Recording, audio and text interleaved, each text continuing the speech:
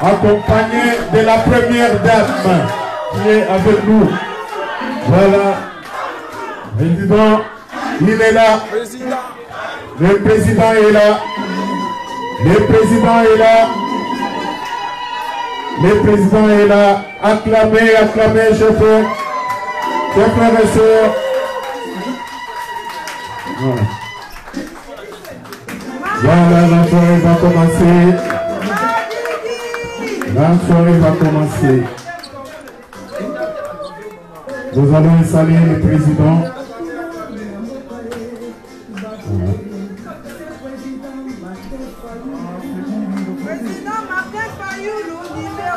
Acclamez s'il vous plaît, acclamez s'il vous plaît. Acclamez le président s'il vous plaît.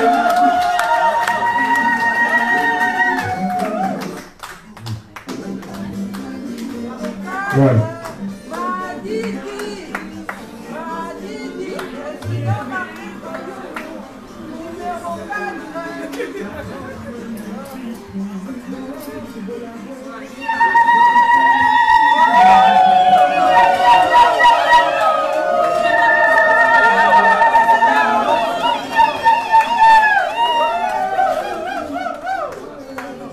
Avant de commencer, nous allons quand même garder 1 minute de silence pour tous les corps, tous nos frères et sœurs qui tombent sous les balles de l'ennemi.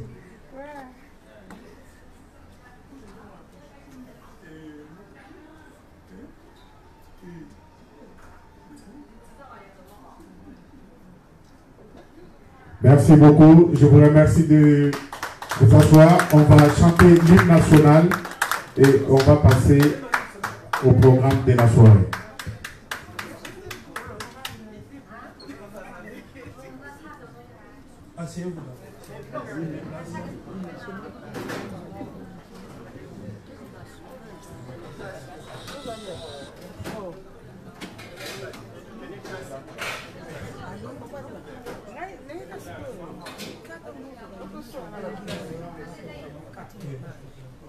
Debout Congolais, unis par le sang, unis par le sang de l'indépendance. De son enfant, longtemps courbé, pour des fois, prenant les plus belles élans, dans la paix au peuple. Dans les malheurs, nous bâtirons un pays plus beau qu'avant, dans la paix citoyenne. Cantonné, il est sacré de notre solidarité. Fièrement saluer dans des maisons de votre souveraineté. Congo, nom de Dieu, Congo, soyez Congo, on Congo, bien-aimé, Congo, nous peuplerons nos sons et nous assurerons par grandeur. Nous un retour soleil, 30 juin, au 30 juin, nous sacrés, nous sacrés, seulement des libertés, et nous lèverons à notre prospérité pour toujours.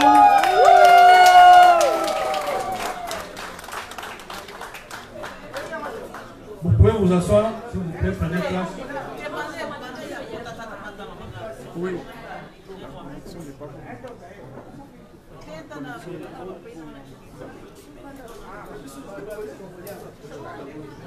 Prenez place, on va commencer.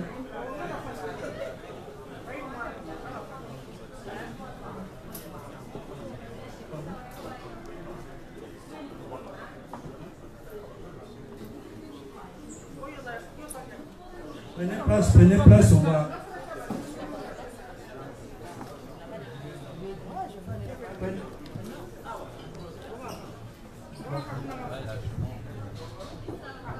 Asseyez-vous, s'il vous plaît.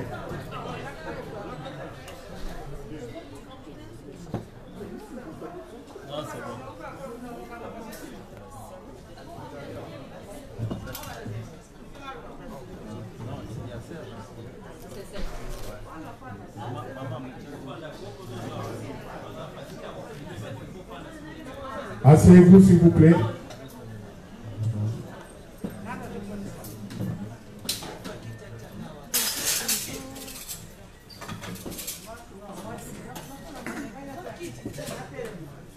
Alors, les programmes, le coordinateur va adresser un mot de bienvenue au président élu. Le président va nous faire un discours.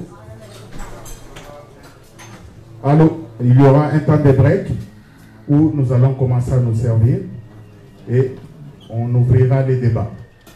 Monsieur le coordinateur, vous avez la parole.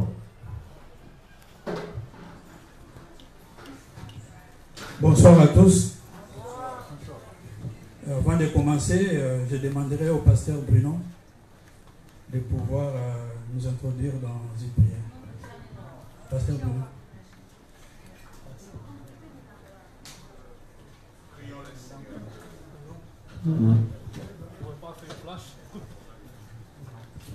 Notre Dieu et notre Père,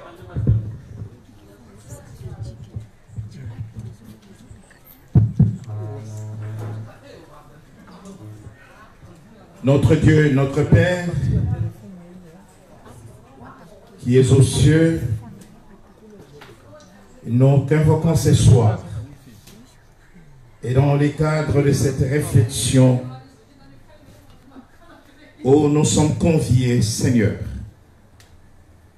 à entendre, à comprendre les enjeux de notre nation, cette nation qui nous est chère, notre patrie, le Congo. Remplis ton serviteur, celui que tu as choisi, selon ta destinée prophétique, du Saint-Esprit, d'esprit d'intelligence, d'esprit de sagesse, afin qu'il nous parle et qu'il nous révèle des choses que nous ignorons, mais essentielles, importantes pour l'avenir de notre nation. Réveille l'esprit de chaque Congolais là où il se trouve, afin que ce message ne reste pas dans ces 4 murs, mais atteigne tout notre peuple, afin de réveiller sa conscience et se mettre chacun à son niveau au service de notre nation. Bénis toutes choses, l'eau, la nourriture, et nous qui allons en prendre. Ainsi nous prions dans le nom de Jésus, notre Seigneur et Sauveur, à la gloire de notre Père. Amen. Amen.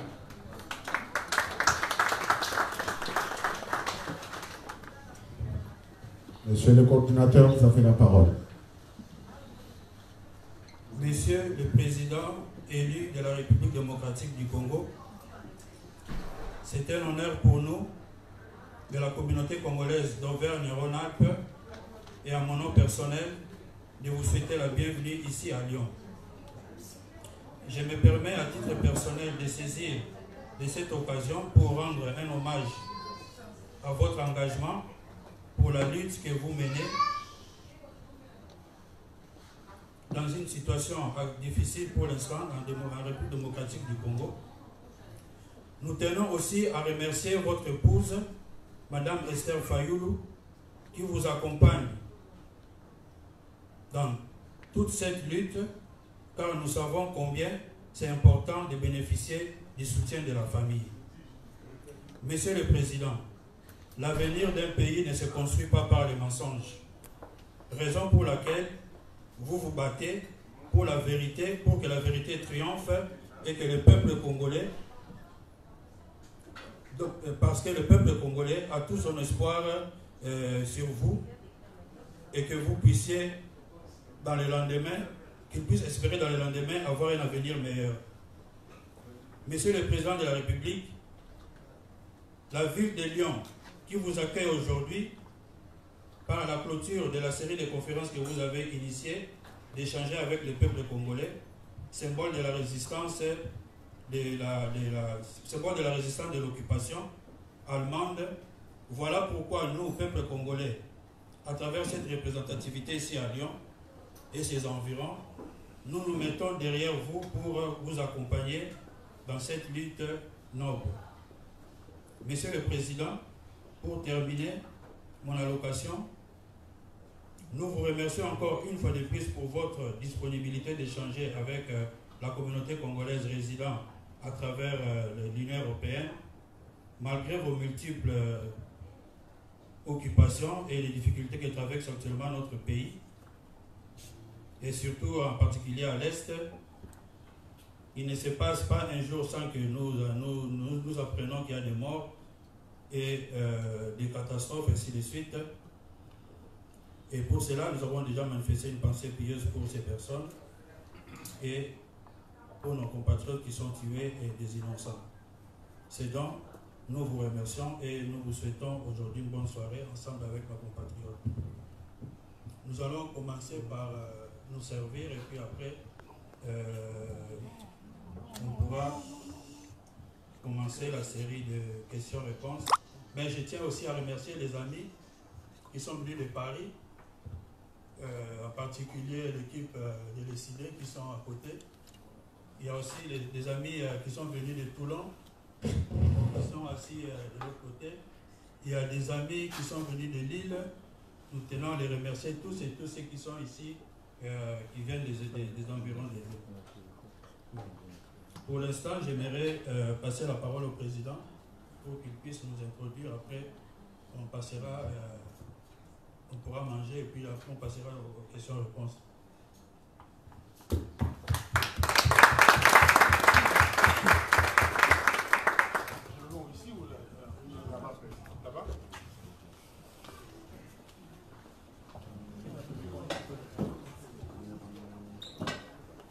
Cette chaise.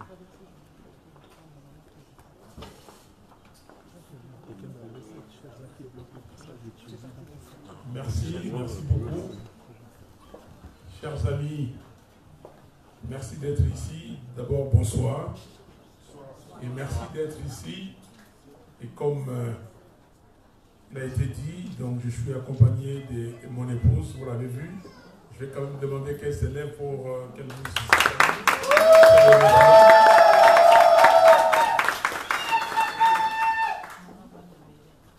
Merci beaucoup. On a dit qu'il y avait des membres de l'ECD, mais il y a aussi des membres d'autres partis qui composent la MOUCA.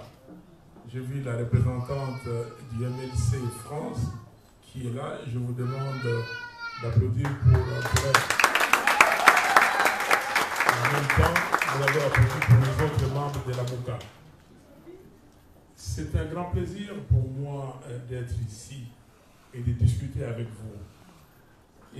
Mais on a fait, c'est vrai, on a pensé à ceux qui sont en train de mourir, ceux qui sont morts au Congo. Mais il y a des gens, aujourd'hui, en plus de cette insécurité qui bat son plein, à l'est du pays, des séries de décapitations qu'on est en train de voir à Beni et aux alentours. Il y a un phénomène naturel qui est venu, les inondations. Les inondations emportent des gens et nos frères et sœurs meurent. Et c'est vrai, il y a ces inondations, mais il y a aussi l'homme qui est passé, qui n'a pas bien planifié, qui a détruit les écosystèmes. Aujourd'hui, on assiste à ces phénomènes. Et j'aimerais quand même, pour eux, pour tous ces gens, à Beni et ailleurs, ceux qui meurent d'Ebola, à Butembo, partout, les inondations à l'Équateur, à Kinshasa, partout, j'aimerais que nous puissions nous lever de nouveau pour une minute de silence.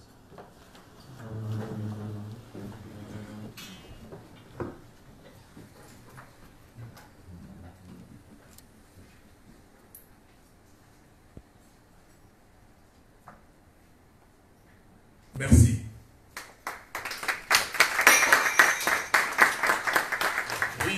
Jean-Jacques l'a dit, qu'on clôture la série des dîners-débats ici en Europe. Et aujourd'hui, c'est très particulier. Je n'aimerais pas beaucoup parler. Vous laissez la parole. Ceux qui ont des commentaires, ceux qui ont des questions qui n'ont pas été abordées, pour qu'on puisse ensemble réfléchir sur ce qui se passe dans notre pays. On ne peut pas continuer dans ces pays, indépendants depuis 1960, continuer à avoir les mêmes problèmes. Je vais vous lire ce qui est écrit dans l'exposé des motifs de notre Constitution. Ça devient une habitude, mais cette habitude, nous devons, avec la méthode Coué, continuer à répéter ça pour qu'on comprenne exactement qu'est-ce que nous faisons, quelle est notre responsabilité. Est-ce que nous sommes des gens normaux, créés par Dieu, envoyés sur cette terre des hommes, et à qui Dieu a donné ces 2 345 000 km², avec toutes les richesses dont rêve n'importe quel pays du monde, a donné une population, 85 millions d'habitants aujourd'hui. Qu'est-ce que nous faisons avec ça? Est-ce que nous sommes réellement responsables? Est-ce que nous prenons nos responsabilités entre nos mains pour dire que nous sommes des humains, comme les autres humains sur cette terre des hommes, et que nous devons développer ces pays? Je vous lis l'exposé des motifs.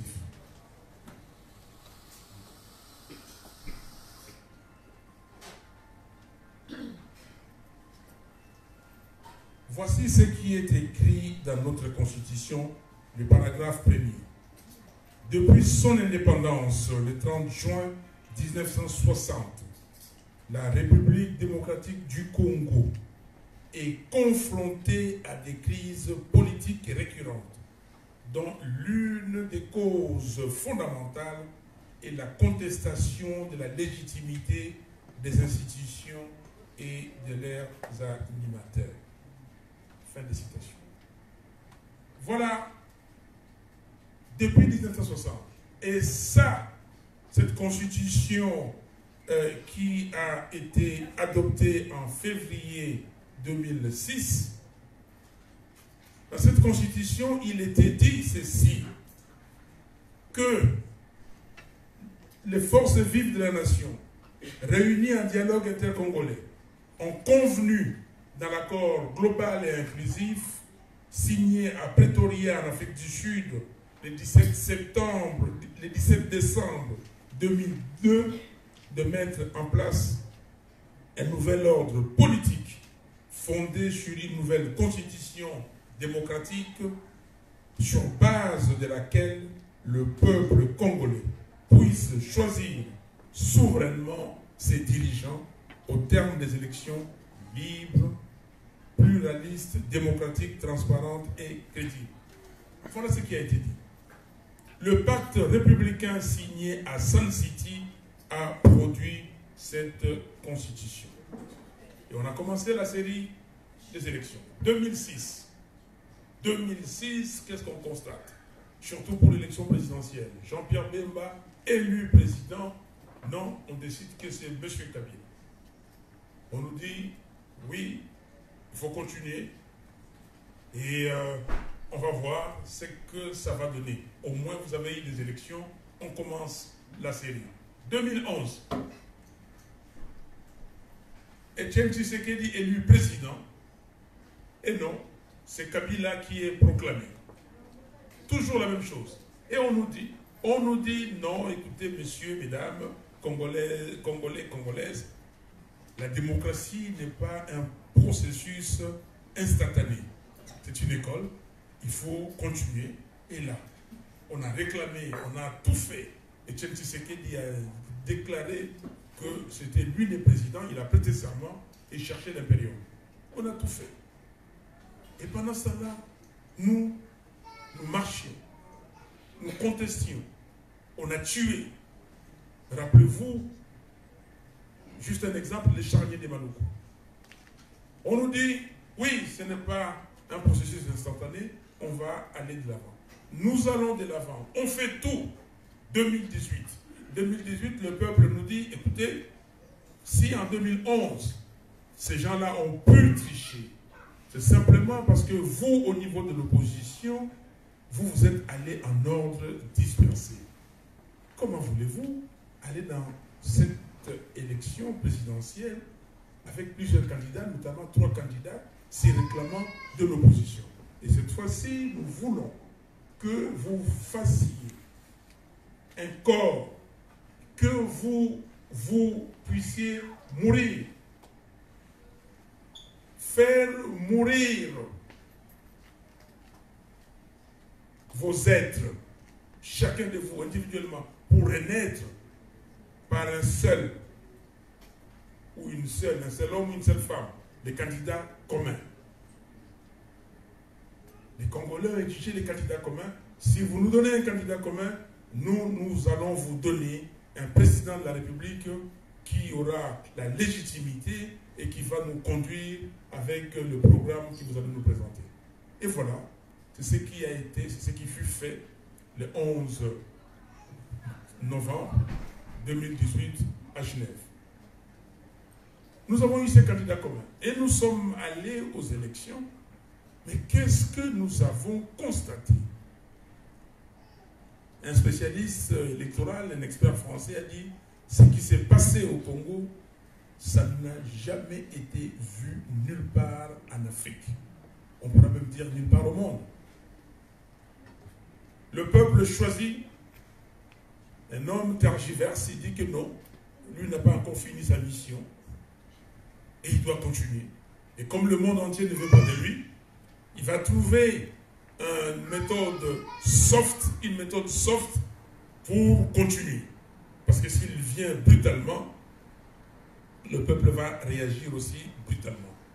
Et d'abord, le peuple a tout fait pour lui signifier qu'il ne pouvait pas se représenter. Pas de 3e mandat. Il a tergiversé, mais finalement, il s'est ravisé, il a fini par comprendre qu'il ne pouvait pas le faire. Il a trouvé comment dire, un faire-valoir. Ce faire-valoir est venu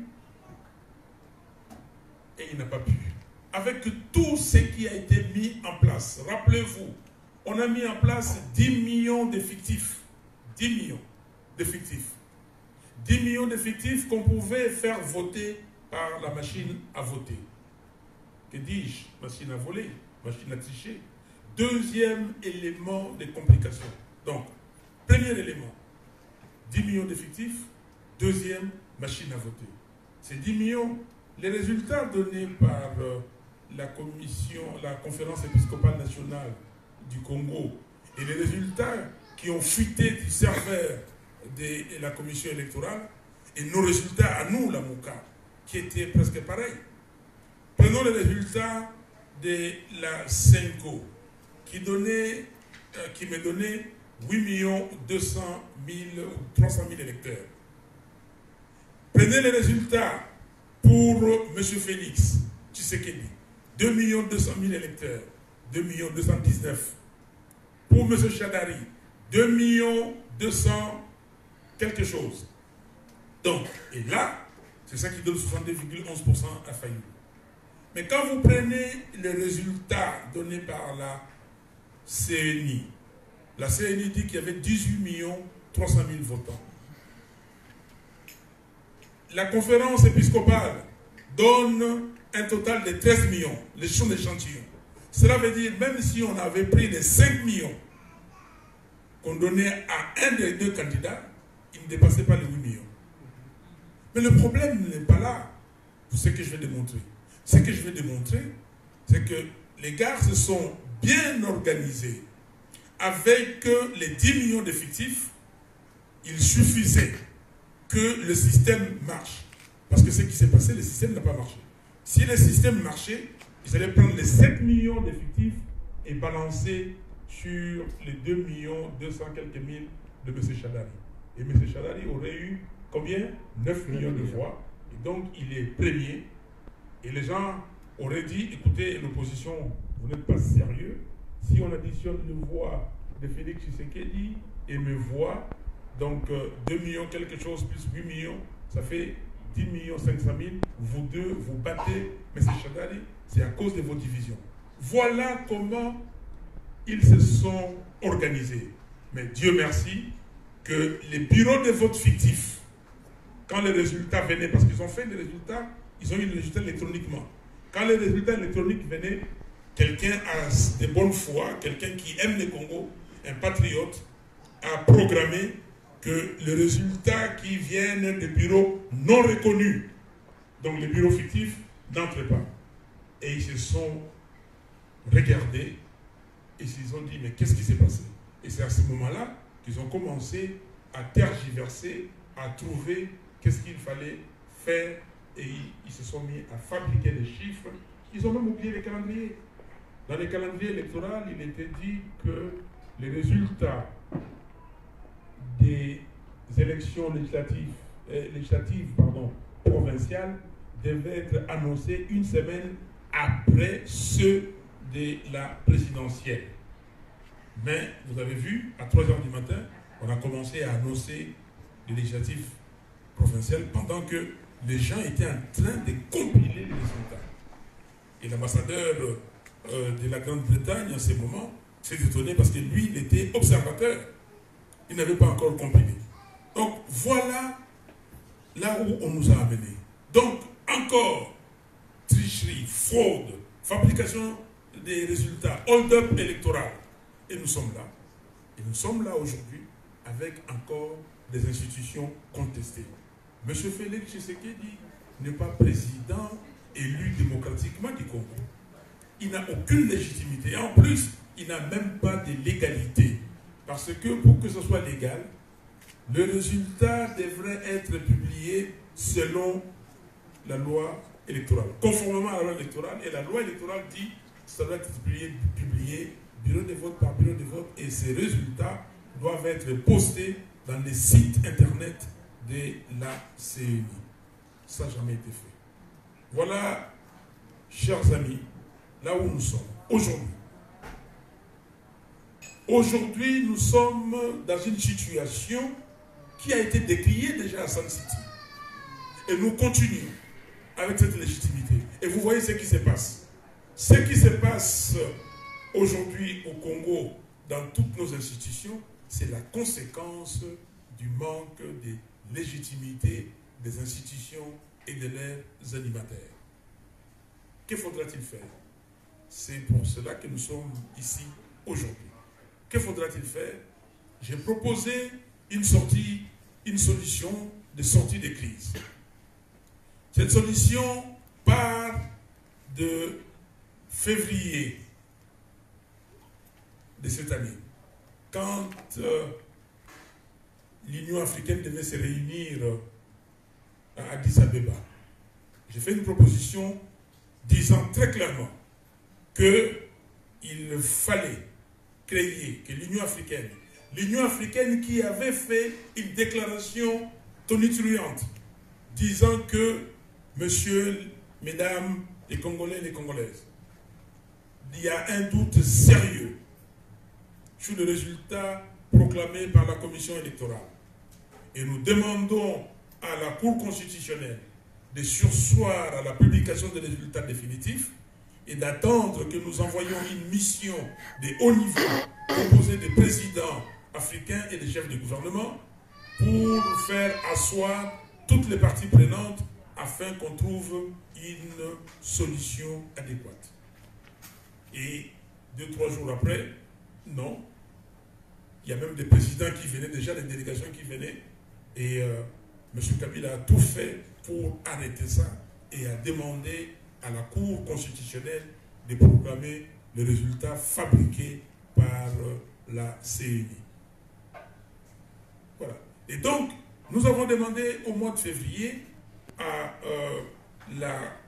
l'Union africaine de soit créer une commission, créer un petit comité qui devait recompter les voix, comité de recomptage de voix par l'Union africaine. L'alternative à cette solution serait la réorganisation des élections dans 6 mois. Si vous ne pensez pas, si vous pensez que ce n'est pas possible de décompter les voix, ce n'est pas grave, on y va, on fait d'autres élections. Et c'est passé à l'Union africaine, on n'a pas eu de réponse, et puis nous avons continué à réclamer, et nous continuons à réclamer, et nous avons dit, écoutez, mais vous dites que la Cour constitutionnelle a proclamé des résultats, et le fait que la Cour a proclamé, c'est légal. Et certains d'entre nous étaient tentés aussi de dire que Tshisekedi, c'est vrai qu'il n'était pas un président légitime, mais il était légal parce que proclamé par la Cour constitutionnelle. Mais les juristes avérés nous ont dit non, il n'est même pas légal. Parce que pour qu'il soit légal, le résultat devait être publié conformément à la loi électorale. Donc, et là, nous avons demandé finalement, nous avons demandé à la CENI de nous publier des résultats, bureau de vote par bureau de vote. Comme ça, nous allions confronter les résultats de la CENI avec les procès-verbaux que nous avions. Nous avions des procès-verbaux pour 14 millions d'électeurs. La 5O, 13 millions, ils ont donné. Et donc, publier, comme ça, nous allons comparer. Ils n'ont jamais publié, jusqu'à aujourd'hui. Et cette affaire, on ne peut pas la laisser comme ça. Vous êtes Congolais. On ne peut pas.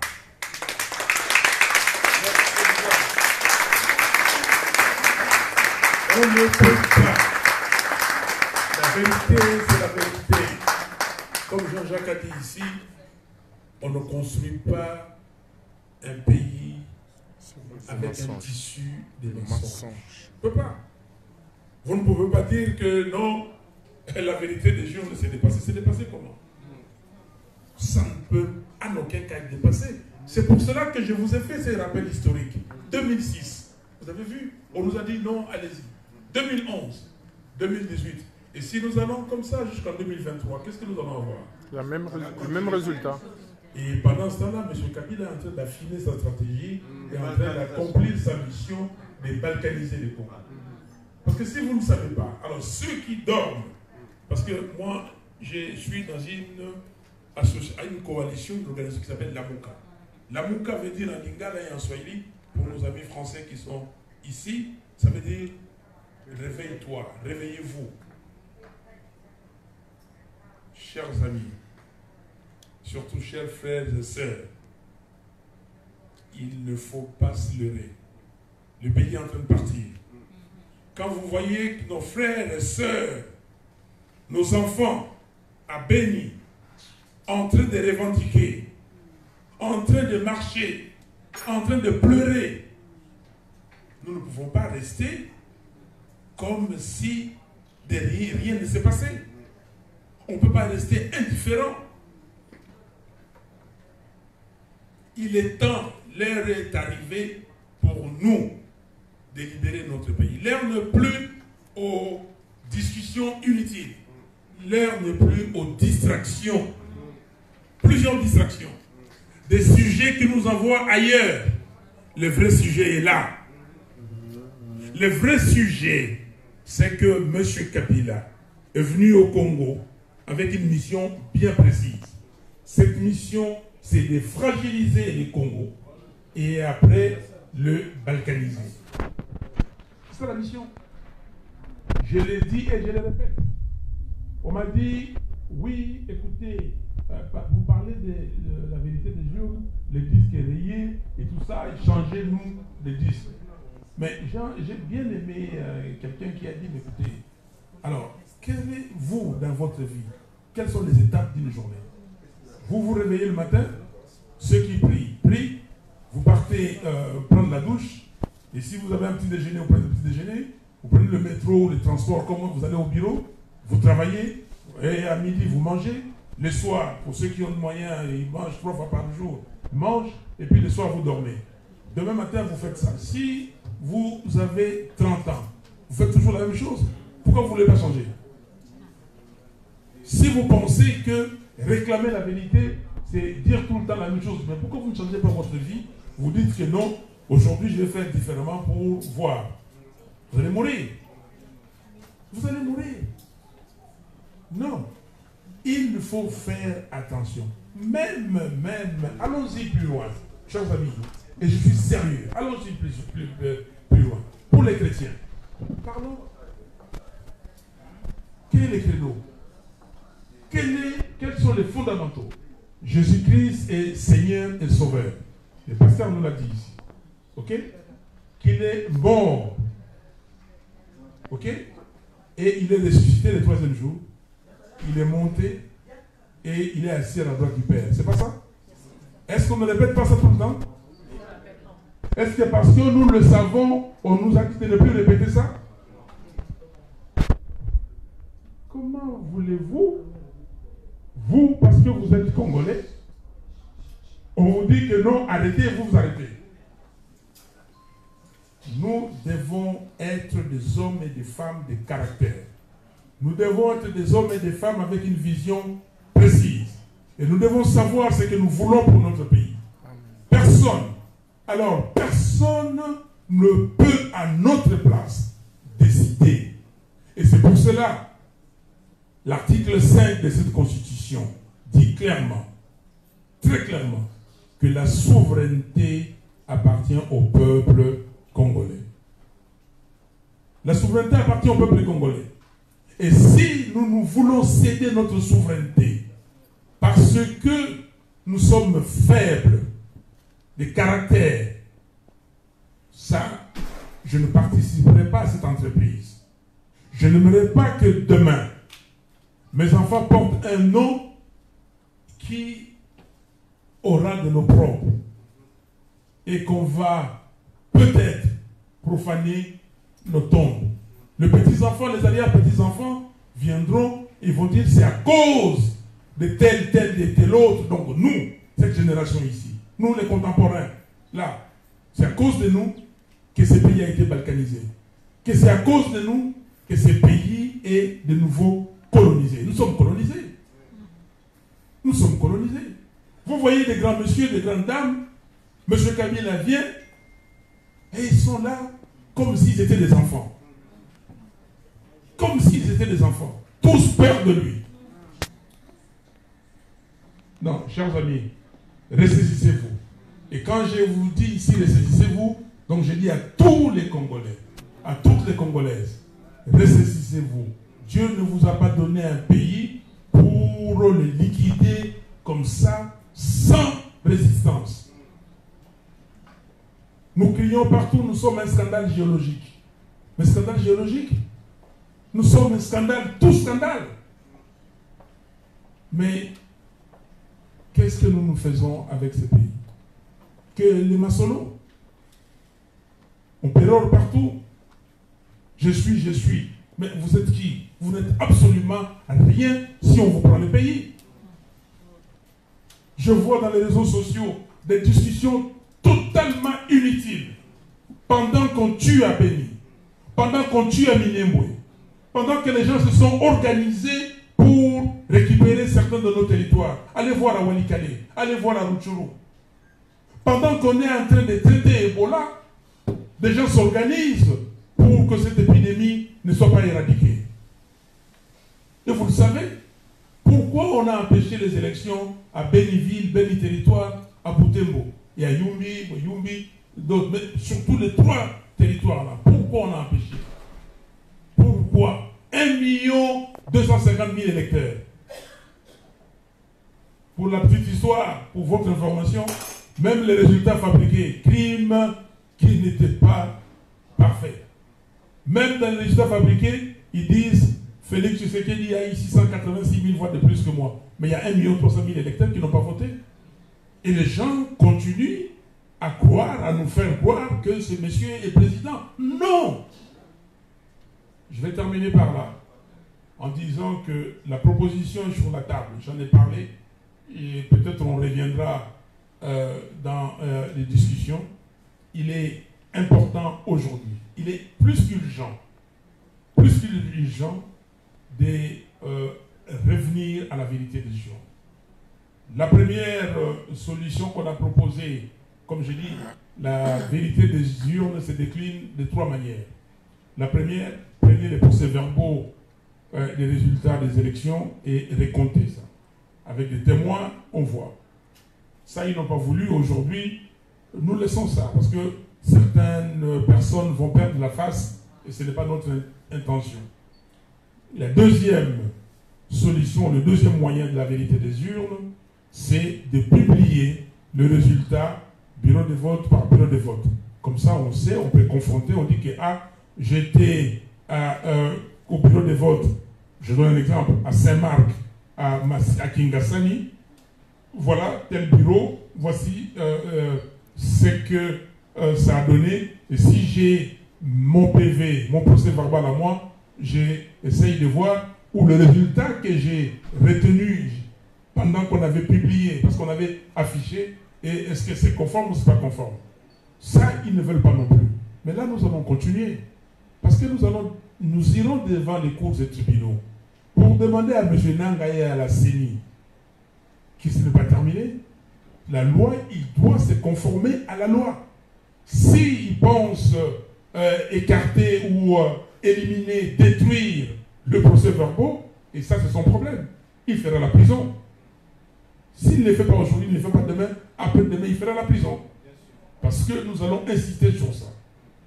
Maintenant, ces deux moyens ne sont pas rencontrés. Nous disons, écoutez, on dit que Fayulu est radical. Non? Ok? Mais nous sommes flexibles. Nous sommes flexibles. La flexibilité ne veut pas dire qu'on se met de côté les principes. Nous sommes des hommes et des femmes de principes, en tout cas dans la Mouka. Et là, nous disons, ok, comme le souverain primaire, c'est le peuple, répartons, réconsultons ces peuples-là. C'est aussi la vérité des urnes, non? N'est-ce pas? C'est la vérité des urnes, comme ça, le peuple va se décider. Et c'est pour cela que nous disons, mais avant d'aller dans ces élections anticipées, faisons d'abord des réformes. Les Américains diraient thorough, c'est-à-dire des réformes des fonds. De fond en comble, on fait des réformes au niveau de la loi électorale, au niveau de la commission électorale. Ce sera comment la commission électorale? Toujours comme c'est aujourd'hui? Que les kabylistes priment là-bas et que toute autre personne qui n'est pas kabyliste, qui entre là-bas, il est happé ou elle est happée. Donc, on fait des réformes au niveau, je ne dirais même pas la Cour constitutionnelle, mais du juge électoral. Qui sera le juge électoral demain? Il faut réfléchir. Il y a des gens qui peuvent nous aider. David Maraga du Kenya, le président, c'est lui qui était le président de la Cour suprême du Kenya. Vous savez ce qu'il avait décidé. Il avait dit que ces élections n'étaient pas conformes et il avait annulé. Il avait demandé qu'on reprenne les élections. Est-ce que des éminentes personnalités comme Ataouri Djega, qui était président de la commission électorale du Nigeria, INEC, cette personne qui a déclaré que le résultat devait être comme c'était, c'est-à-dire la personne qui n'était pas au pouvoir qui avait gagné. Ces gens ne peuvent pas venir nous aider. Donc des réformes au niveau des droits humains, des réformes au niveau de la police, des services de sécurité, de l'armée. On ne peut pas avoir des gens aujourd'hui comme on crie à Béni. À Béni, on nous dit tout le temps, il y a des infiltrés dans l'armée. Il y a des infiltrés. Est-ce qu'on va continuer avec des infiltrés? Vous changez les commandements, rien ne change. On tue même plus qu'avant. Donc il faut faire tous ces changements-là et pour que demain, on puisse aller aux élections et que les résultats soient conformes à la décision du peuple congolais. Je m'arrête là et je vous donne des questions et des suggestions, des commentaires pour qu'on aille de l'avant. S'il vous plaît, surtout je parle à mes chers compatriotes, soyons conséquents, soyons responsables. Personne n'est éternel. Ça c'est vrai. Mais personne non plus est esclave des autres. La Constitution ici nous donne tous des droits. Nous avons tous des droits. Mais nous avons tous des devoirs aussi. Nous avons tous des devoirs. On ne demande pas à tout le monde de faire la même chose. Non. Vous êtes en France ici, tout le monde ne fait pas la même chose. Tout le monde n'est pas politicien, tout le monde, mais chacun participe à la construction du pays à sa façon. Et cherchez cette façon pour que vous vous engagiez, pour que les Congo ne soient plus la risée du monde. Merci.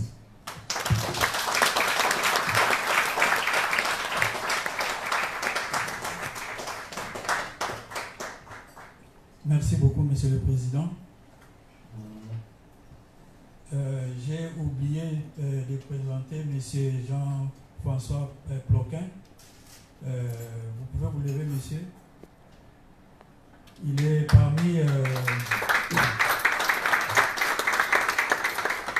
c'est lui le responsable du forum des réfugiés ici à Lyon. C'est un ami du Congo. Il a été déjà au Congo. Il comprend un peu les Swahili, les Lingala. Donc, monsieur, vous êtes la bienvenue. Vous pouvez vous asseoir.